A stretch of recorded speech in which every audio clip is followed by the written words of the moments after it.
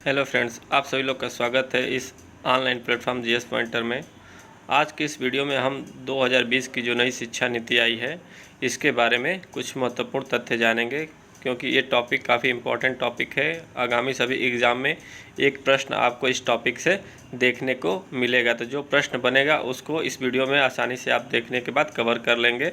तो इस वीडियो को जो लोग अभी तक चैनल को सब्सक्राइब नहीं किए हैं, सब्सक्राइब ज़रूर कर लें और बेल आइकन प्रेस कर लें। अगर वीडियो अच्छा लगे तो एक लास्ट में कमेंट ज़रूर करें और लाइक शेयर करना ना भूलें। तो चलिए हम वीडियो को स्टार्ट करते हैं।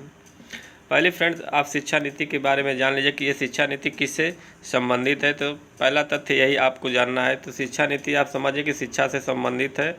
शिक्षा में जो बदलाव किए जा रहे हैं उसमें काफ़ी महत्वपूर्ण ये होने वाला है, ताकि आगामी जो समय में जो शिक्षा की पद्धति होगी वो रोज़गार को देखते हुए डिज़ाइन की जाएगी, ताकि शिक्षा रोज़गार का साधन अच्छे से उपलब्ध करा सके। जो भारी भरकम बोझ के चलते शिक्षा पद्धति केवल डॉक्यूमेंट आधारित चल रही थी, तब उसको बदलने की रणनीति ये ले आई गई है। तो अब इसमें जो पहला तथ्य है कि देखिए, नई शिक्षा नीति 34 वर्ष पुरानी राष्ट्रीय शिक्षा नीति 1986 का स्थान लेगी। तो सबसे पहला तथ्य यही आपको याद रखना है कि ये जो शिक्षा नीति है 1986 की शिक्षा नीति में परिवर्तन करके ले आई गई है। तो इसको आप ध्यान में रखेंगे। आप कितनी वर्ष पुरानी है? तो 34 वर्ष ये शिक्षा नीति पुरानी है। अगला फिर आपसे प्रश्न इसमें पूछा जाएगा कि ये जो नई शिक्षा नीति है स्वतंत्र भारत की कौन सी शिक्षा नीति है। तो ध्यान रखेंगे कि ये तीसरी जो है 2020 में जो शिक्षा नीति ले आई गई है ये तीसरी शिक्षा नीति है। अगला पॉइंट इसमें है कि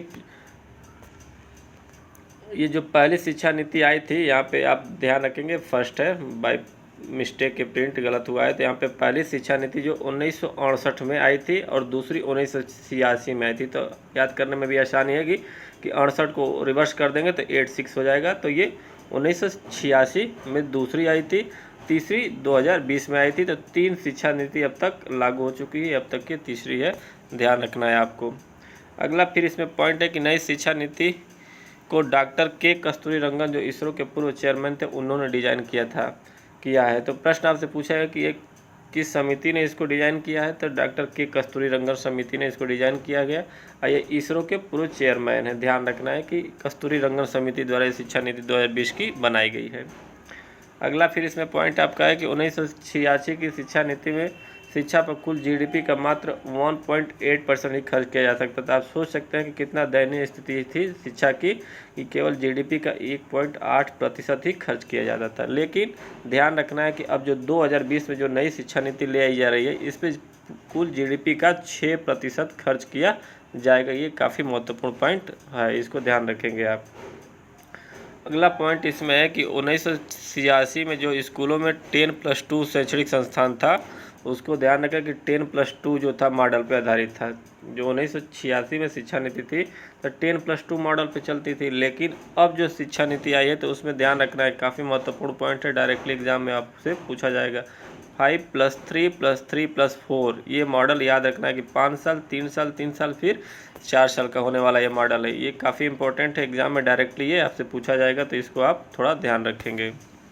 अगला फिर इसमें पॉइंट है कि क्लास 5 तक के छात्रों को शिक्षा मातृभाषा या स्थानीय भाषा में दी जाएगी। तो क्लास कितने तक ध्यान रखेंगे, स्थानीय भाषा में शिक्षा जो दी जाएगी एजुकेशन, वो 5वीं क्लास के बच्चों को।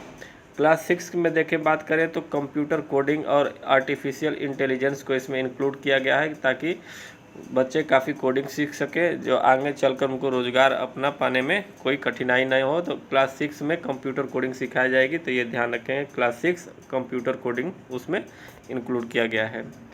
क्लास 8 में कहा गया है कि पाठ्यक्रम एनसीईआरटी, जो भी क्लास 8 का जो शिक्षा पद्धति होगी उसका पाठ्यक्रम कौन तैयार करेगा। तो आपका एनसीईआरटी ही तैयार करेगा। आप यहाँ कमेंट करके बताएंगे कि एनसीईआरटी की स्थापना कब हुई थी, ये भी आपसे एग्जाम में पूछा जा सकता है, तो कमेंट ज़रूर करें आप। क्लास 9 से 12 के लिए सेमेस्टर प्रणाली लागू की जाएगी। अब जैसे जानते हैं कि आप हायर एजुकेशन में सेमेस्टर प्रणाली चलती है, तो ठीक उसी प्रकार से 9 से 12 में शिक्षा के लोड को कम करने के लिए अब सेमेस्टर प्रणाली लागू की जाएगी। तो इस तथ्य को भी आप ध्यान रखेंगे। ये पॉइंट आपसे पूछा जा सकता है कि किस क्लास में सेमेस्टर प्रणाली लागू की जाएगी। तो 9 से 12 में। अगला है अब ग्रेजुएशन 3 साल या 4 साल दोनों में हो सकता है। आप पहले ग्रेजुएशन जो होता था आपका, अगर बीटेक कर रहे हैं तो 4 साल, बीए कर रहे हैं तो 3 साल का होता था। तो बीच में अगर ड्रॉप करते थे तो आपको सर्टिफिकेट नहीं मिल पाता था, इनकम्प्लीट रहता था। लेकिन अब ऐसा नहीं है, आप जितने साल करके छोड़ेंगे उसका सर्टिफिकेट आपको मिल जाएगा और उसको मान्य भी उसका होगा। तो इसको ध्यान रखें कि ग्रेजुएशन 3 साल या 4 साल दोनों में आप कर सकते हैं। अगला फिर इसमें आपका पॉइंट है कि पहले साल में सर्टिफिकेट मिलेगा। तो यहाँ ध्यान रखना है कब कब क्या मिलेगा। पहले साल में सर्टिफिकेट दिया जाएगा, दूसरे साल में आपको डिप्लोमा दिया जाएगा, तीसरे साल में डिग्री, अगर चौथे साल को भी कंप्लीट करते हैं तो रिसर्च का सर्टिफिकेट आपको यहाँ पे दिया जाएगा। तो ये काफ़ी महत्वपूर्ण पॉइंट है यहाँ पे कि ध्यान रखना कि पहले साल में सर्टिफिकेट, दूसरे में डिप्लोमा, तीसरे में आपको डिग्री और चौथे में दिया जाएगा रिसर्च का सर्टिफिकेट। अब नई शिक्षा नीति में एमफिल को समाप्त किया गया है। मास्टर ऑफ फिलॉसफी जो होता है एमफिल, अब उसको समाप्त कर दिया गया है, इसको भी ध्यान रखना है। फिर है आगे आने वाले 15 वर्षों में कॉलेजों का यूनिवर्सिटी से संबंध समाप्त कर दिया जाएगा। तो ये भी ध्यान रखना है कि 15 वर्ष जो आगे आने वाला साल है, तो जो भी कॉलेज होते हैं यूनिवर्सिटियों से अटैच होकर ही चलते हैं, तब उनको स्वतंत्रता दी जाएगी कि वो अपनी डिग्री अपने नाम से ही प्रदान करेंगे। उन पर कोई रिस्ट्रिक्शन नहीं होगा कि आप यूनिवर्सिटी के अकॉर्डिंग ही चलेंगे। तो ये ध्यान रखना है कि कितने वर्षों में कॉलेजों का अटैचमेंट खत्म हो जाएगा, तो 15 वर्षों में आपको ख़त्म कर दिया जाएगा। तो ये कुछ महत्वपूर्ण फैक्ट है जिसे एग्जाम पॉइंट ऑफ व्यू से काफ़ी महत्वपूर्ण है। अगर एक बार आप इसको पढ़ लेते हैं और नोट कर लेते हैं तो कोई भी प्रश्न आपको इससे बाहर नहीं आएगा। तो ये वीडियो कैसा लगा आप एक प्यारा सा कमेंट करके ज़रूर बताएं। अगर चैनल को सब्सक्राइब नहीं किए तो सब्सक्राइब भी कर लें और अपने फ्रेंड्स के बीच में इसको शेयर करना ना भूलें। Thank you for watching.